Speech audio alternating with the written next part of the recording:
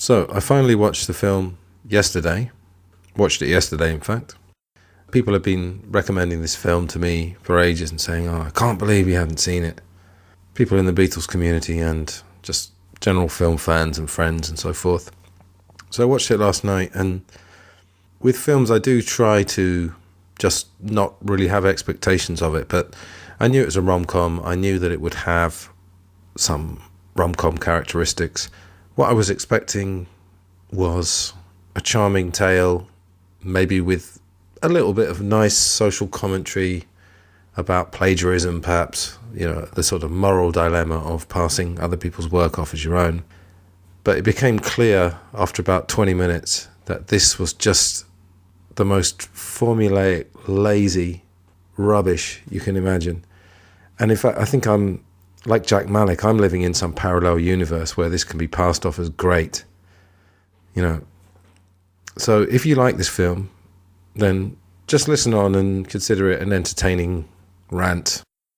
I don't think this material has got anything like enough depth to engender any great defense, but, please enlighten me if I'm wrong. But anyway, I'm going to explain why this film is actually really not only a bad film, but an insult.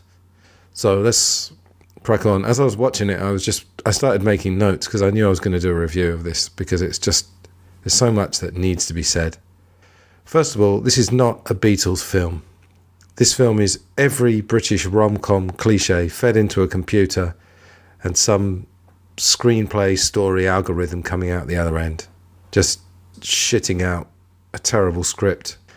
I mean, not one person has mentioned that this is not even an original idea. I mean, this was already pretty much done in the BBC sitcom Goodnight Sweetheart, starring Nicholas Lyndhurst. Now, that wasn't a great sitcom, but it had an interesting premise. Basically, a guy, I have to remember this, but he lives in the 90s. It was made in the 90s.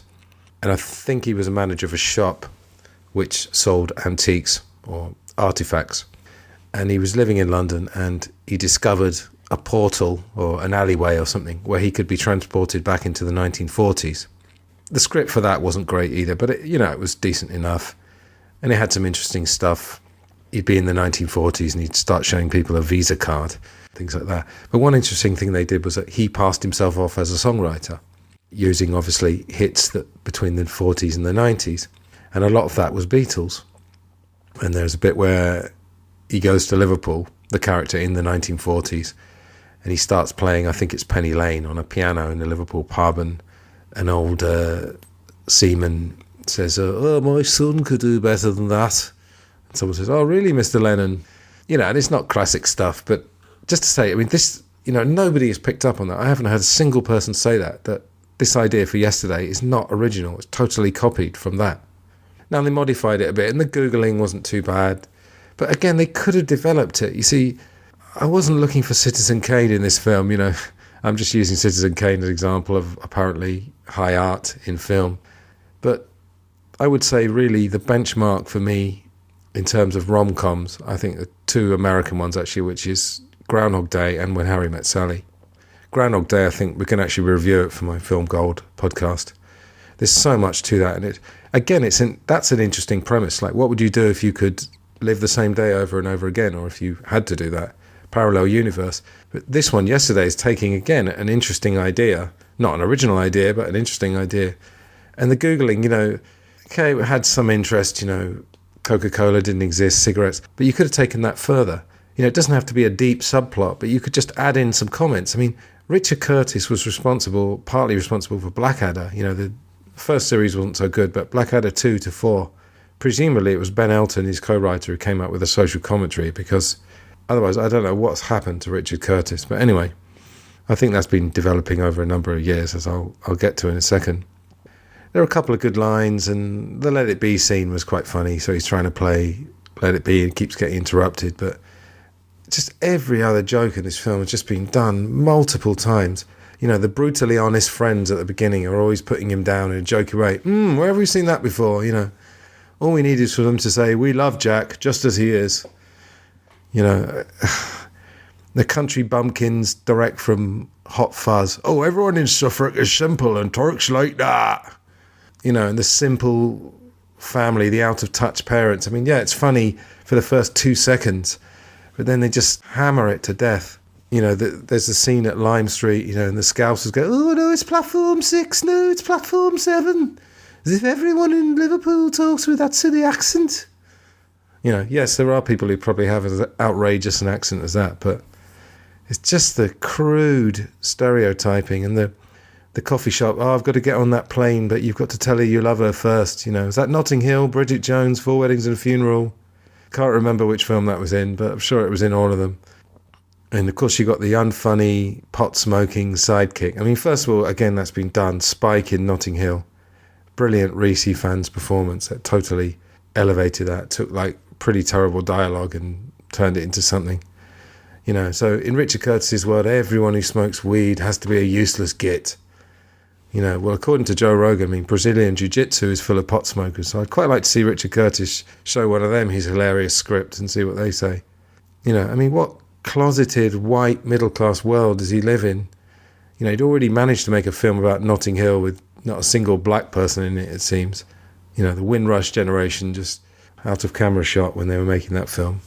You know, now you've got apparent racial diversity, but just the crudest, cliched race jokes. Oh, the White Album's too white, man. You know. And Love Actually, which I thought wasn't too bad, had a couple of interesting things in it. My ex-girlfriend, Nina, who's black, and in fact, she laughs at the fact she's supposed to be addressed as African-American, even though she's never set foot in Africa in her life. That's a whole other tangent, that we're all from Africa, you know, in the end. When we watched Love Actually, she said at the end, all the black people in this film are singing and dancing, or just useless. There was the sort of useless boyfriend of, what's her name? Keira Knightley. You know, and all the other black people just singing and dancing, playing gospel songs and things. You know, I mean, the central romance of this film, the brother-sister thing, again, done way better in When Harry Met Sally. I mean, it's just light years ahead of this. You know, no chemistry. One of the reviews was talking about, the great chemistry between these two leads. There was no chemistry.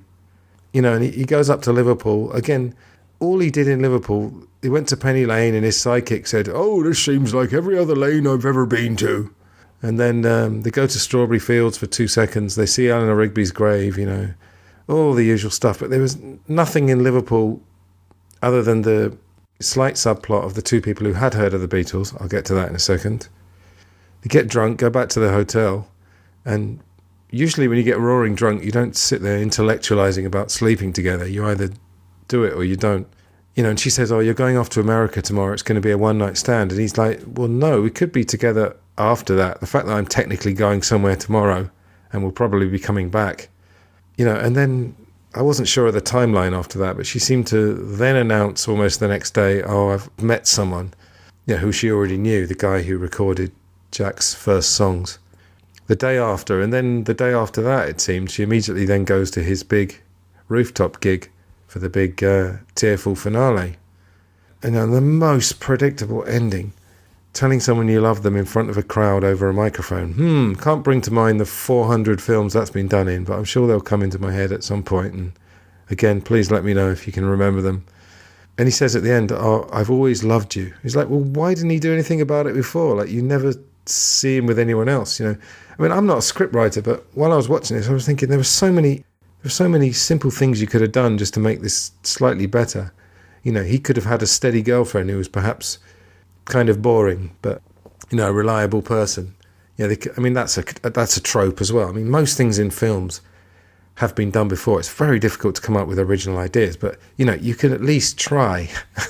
You know, they could have had a little bit of tension and conflict. I mean, every film, unless you just want to make the dumbest thing possible, every film needs some kind of tension and conflict, and there were tiny bits of it in this, but nothing was developed.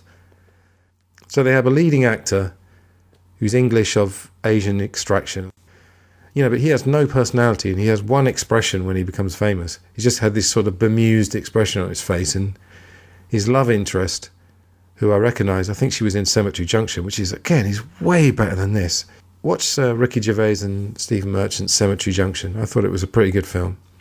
They went for the cop-out ending, but, you know, as I said, When Harry Met Sally and Groundhog Day, which I consider almost the pinnacle of modern rom-coms, they did the same thing. So there's nothing wrong with that, really. That's the crowd-pleasing element. But, you know, the love interest, she just had this one expression on her face, the whole film, just gooey-eyed. And it's just totally improbable that he would not be interested in being her boyfriend the last 10 years if he hasn't got anybody else. You know, again, explain it then. Like, give us some clue why he's not interested in being with this girl, except that they're brother and sister. There were just things that didn't make sense. Like, he's apparently embarrassed by his success. He starts to feel guilty. Then organises a massive rooftop concert in the hotel that rejected him when he was nobody. Presumably that was him that organised it and not his American manager. And of course, all the Americans in this film, brash and blunt, and the American manager, we're going to make you a lot of money. You know, you're not very good looking, you don't dress very well, but we're going to make you money. Ah! And yes, the music industry is full of sharks, I'm sure. You know, if you've ever read the book that 50 Cent did with Robert Greene, absolutely true in essence. But the way they do it is just, oh my God. I mean, it's just one joke that's funny for 2 seconds, and they just carry it on for another 10 scenes. You know, and when she runs, where he's announced, oh, I'm a fraud, I'm going to put all my music for free, and she's running after him with these demonic eyes. And then she even says, I mean, for the love of money, you English motherfucker, or in the name of money, stop. You know, a real music exec, the way they work, the way these top capitalists work, is that she would find the value in putting the music out there. She'd immediately be thinking about that. And, you know, how she could publicise him as the man who plagiarised the Beatles. She wouldn't be thinking, you know, people don't think with that simplistic way. It's like, oh, money, money. Oh, dearie me. And, of course, the huge irony of it is that they're stereotyping and apparently calling out American corporate bosses. But this film is made by an English company, working title. And the ultimate irony is that they've just made this film for money. They've just taken the lowest common denominator, the easy option, the easy script option every single time, and just gone with that just to make money, because they know that nowadays with a dumbed down society, most people are just going to lap this up. Admittedly, this film didn't get great reviews. I was reading them, but you know, there's plenty of people that have said to me, oh, this is a great film, and I'm sorry. You know, anyway. So on the subject of this dumbing down, this is one of the serious points I want to make. I'm not just ranting about what I think is a rubbish film, mostly because of a rubbish script. I mean, the acting's all right, the direction, you just work with what you've got, but this script is just so awful. So there's a sort of chicken and egg scenario that I've debated with people. Was society dumbed down, or were we dumb in the first place? Did we prefer dumb entertainment to anything intellectual, and then the market just gave us that? Now, Noam Chomsky, there's a good video, I think it's called What People Really Want. I'll put a link actually in the description box here. And just to summarise it briefly, the guy's saying to him, when I get at the end of my day, I want to drink beer, eat potato chips, crisps, and watch rubbish on the TV.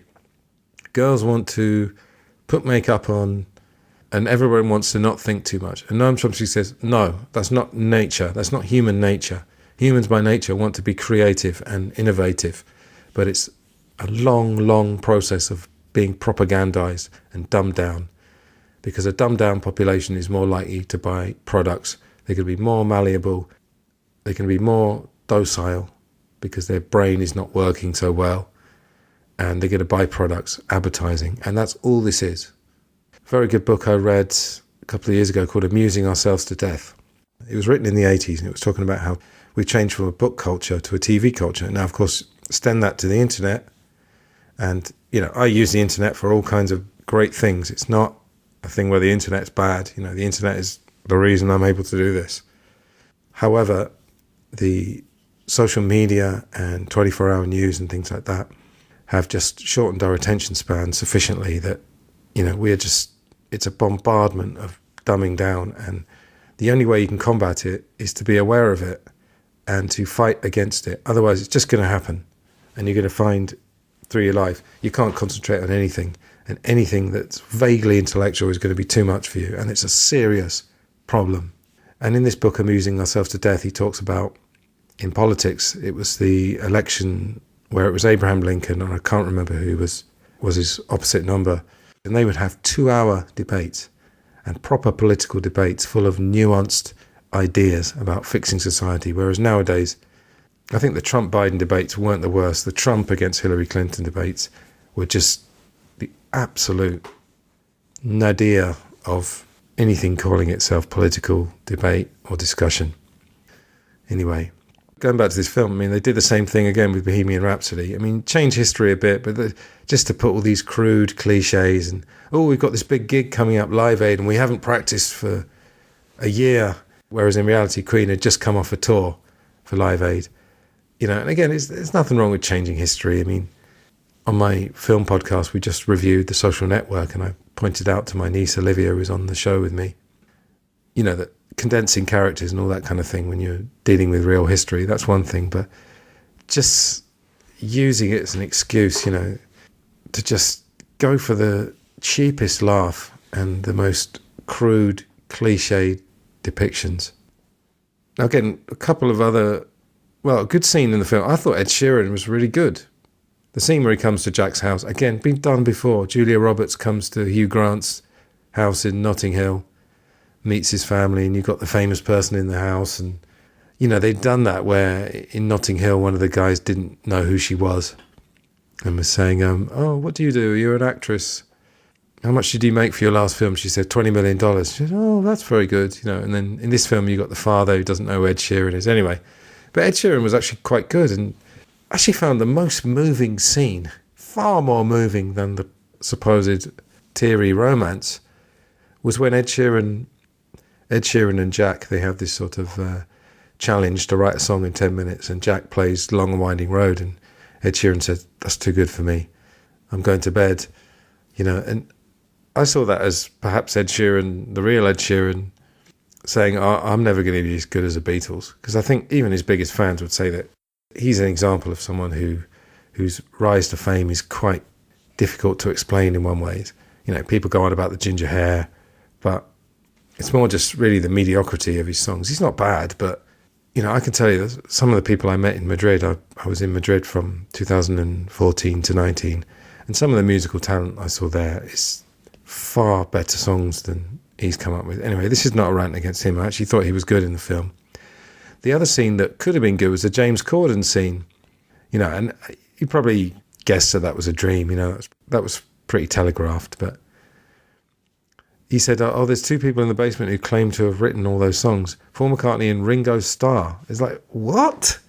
So we're in this parallel universe where you can basically do anything you want. So why isn't John Lennon claiming to have written those songs, particularly as John Lennon is later in the film, which I'll get to later. So it's like, what choices were they making? I mean, what is going on here? Anyway, let's get to the crux of this. You may be listening to this saying, oh, come on, you know, Anthony, it's only a film. You need to just lighten up and have fun. But actually, it isn't just a film. There's a thing called cultural reinforcement, and you really need to study it if you never have.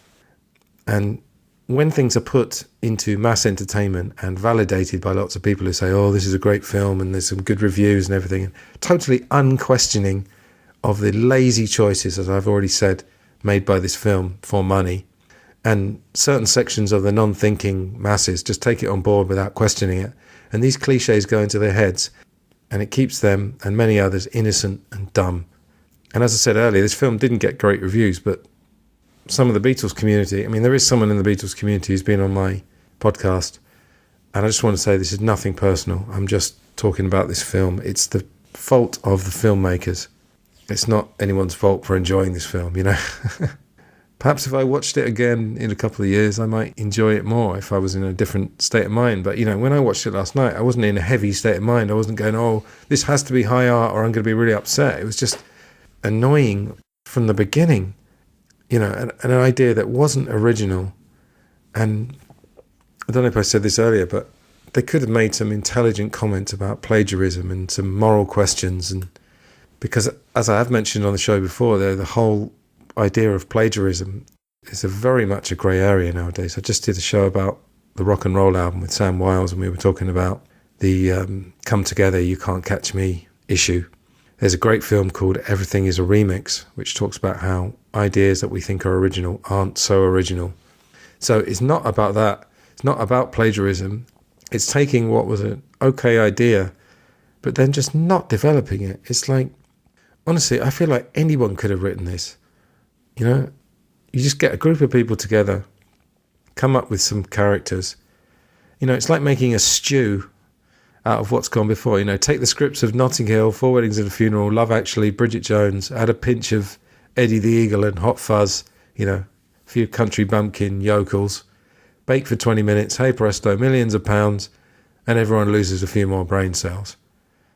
Now, it just annoys me that in 2019 you've had all this stuff that's gone before and they don't even try to make it original. They don't even try to learn from what's come before and enhance it a little bit. Instead, they just take what's been gone before and, you know, I won't use the word lazy again, although I just have. But you get the picture. You know, and unfortunately the Beatles are now in Richard Curtis's terribly narrow universe. You know, they were in Love Actually. Anyway, you know, I mean, the Beatles that the world knew were never big rebels, you know.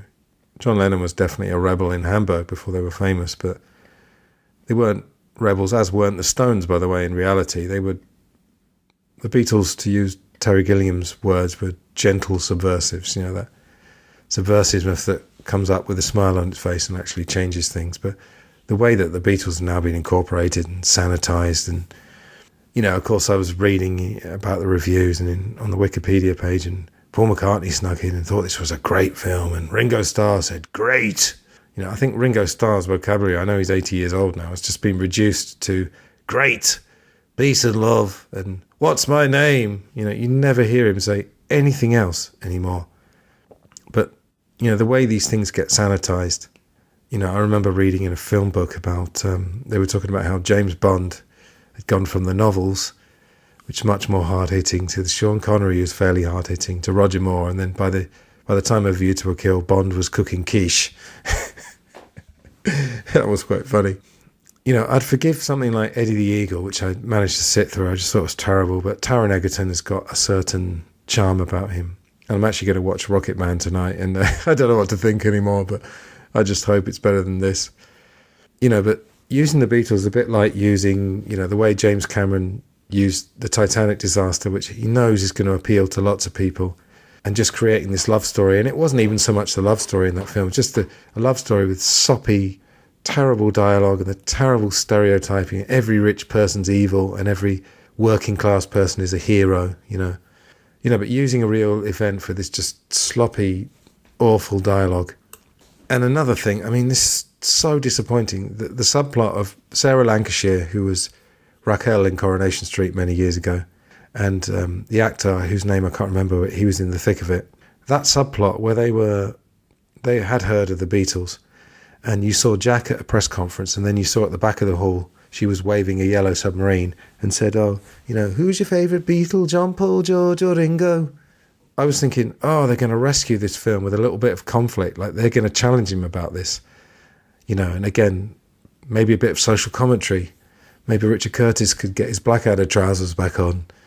So they corner him in the hotel room, and I mean, the biggest cop-out. All they said is, oh, I'm so glad you know, they haven't been forgotten. Oh, it's so great you're playing these songs. You know, not calling him out at all. You know, to his credit, the character Jack started to feel guilty. But again, just taking an idea, a potentially good idea, and then just utter cop-out. And then at the end, you know, I already said, I mean, the romance is just so predictable. But then the Beatles are still not known, apparently. I don't know. I think this parallel universe got very confused. And, you know, with the John Lennon thing, like, he didn't claim to have written the songs, but he's still alive. You know, I think these people, Richard Curtis, but perhaps, you know, people interfere with the script. I don't know the political machinations of getting a script. I actually know more about Hollywood. And through the work of Tom Secker, I know quite a bit about how the Pentagon infiltrates war films and changes the script to make the CIA generally and the military look good in exchange for being allowed to use their equipment. You know, I don't know exactly what happens in the British film industry, but, you know, Curtis should be ashamed of himself, frankly. And Danny Boyle as well. I mean, he's gone from Shallow Grave, which is a great film in the 90s, Trainspotting was a great film, but actually if you read the book, you realise that the film was a bit buddy-buddy. It was a little bit of a cop-out, but still good enough, using great material, of course. And then I haven't seen loads of his films. I mean, 28 Days Later was pretty good. The Beach, again, having read the book, it wasn't too bad, but they had Leonardo DiCaprio instead of an interesting unrequited love plot with a French girl. It's just Leonardo DiCaprio just sleeps with her, and then there's women just falling over themselves to be with him. And in this film, Richard Curtis should have just rubbed our noses in it completely by having Hugh Grant as John Lennon. I mean, Richard, you missed a trick, mate. Let's be honest. You could have just completely taken the piss out of the audience. And of course, you got John as the wise man. And, my listeners will know all about the Ray Coleman, Albert Goldman thing. And I think, to be perfectly honest, I think you will find that the Albert Goldman version of John Lennon is becoming more and more closer and closer to the real story. But anyway, of course, Richard Curtis just takes the John as a wise man, as a painter in wherever he is, Ireland or Scotland or wherever that is, dispensing this wisdom. Tell the girl you love her. And just this terrible dialogue. You've only got to tell the truth to everyone. Everything's so simple, isn't it, Richard? And then Jack asked him for a hug. And then John Lennon says, I think you need serious psychiatric help or something. What? With no hint of irony. If it was said with a Lennon smile, then fine. And then Jack replies, not anymore. It's like, I think Richard Curtis has been studying the Titanic script before he did this. But, why? Like I said, did the studio just interfere with this? By the way, if you want a great satire on the Richard Curtis world, there was an animated series by Chris Morris called Monkey Dust. And I don't remember which episode, but Monkey Dust is worth watching anyway. Chris Morris is something of a master of social commentary. And they make fun of this with the bumbling Hugh Grant character. There's so many other things I could say, but I'll leave it there. If you thought this film was great, in Ringo's words, I would love to know why. Tell me what I'm missing. If you think, like I said, that I should just disengage my brain and say, oh, everything's fine, then I could tend that, because this has got crude stereotypes. If you're going to make an inconsequential film, like I said, like Eddie the Eagle, which was a true story, but Eddie Edwards was really a nobody. If you're going to incorporate the Beatles, steal an idea from a BBC sitcom, make it a Beatles film where it's really got very little to do with the Beatles. And any other comments, put them in the comments section of this YouTube video rather than writing directly to me. So, I don't know, could have a conversation about this. Although I fear that would probably just devolve into an argument, but let's stay open-minded about that. And anyway, that was my review of yesterday.